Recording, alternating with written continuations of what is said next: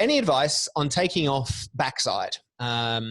She says a right will be coming at me and I avoid it. So maybe you can explain what those terms mean to people who might not understand what a right is or what backside is. And then, some tips on that for Tracy.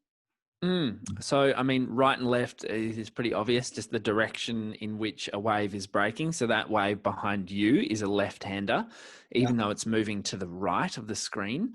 If I was out in the water, that would be a left-hander. Are you shredding that wave with your finger? That's amazing. I was. For those people who are listening on a podcast, I have a picture of a perfect left behind me. Left. It's the left. Yeah. Okay. So Seb's still got some work with his positioning. We've established that. So a left breaks to the right if you're looking at it from the beach, and a right breaks to the left if you're looking at it from the beach. And whether it's a backhand or forehand wave depends on your stance. So most people are natural, we would call, with their left foot forward. They would generally prefer rights, or a right would be their forehand. Some people are goofy, like you, Seb. You surf with your right foot forward, and thus a left would be a forehand wave for you, like Tracy, and a right would be a backhand wave. So a right's coming at Tracy, and she's not comfortable taking off, and that probably is just a result of rotational inadequacy. So on your backhand, you really need to feel comfortable with more twist in the upper body, because you have to look over your shoulder at the wave. Whereas if I'm surfing on my forehand, the wave is right here. It's ready to go in front of me.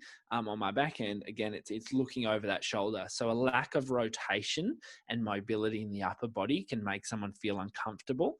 And just a tiny little tip to allow a more full rotation to occur on the backhand on the bottom turn is just to, instead of holding the leading arm, which is my left, which would be Tracy's right, all she has to do on that bottom turn is actually flip that palm, and it'll just kinesthetically open up the shoulder girdle a little bit more and allow for a more full neck and eye rotation.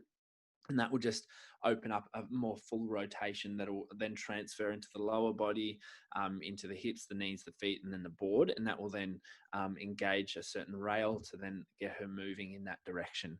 It's all about comfort. It's all about practice. And anytime I'm feeling awkward on my backhand, it's mostly because I've forgotten or sort of let that technique lapse in that front arm.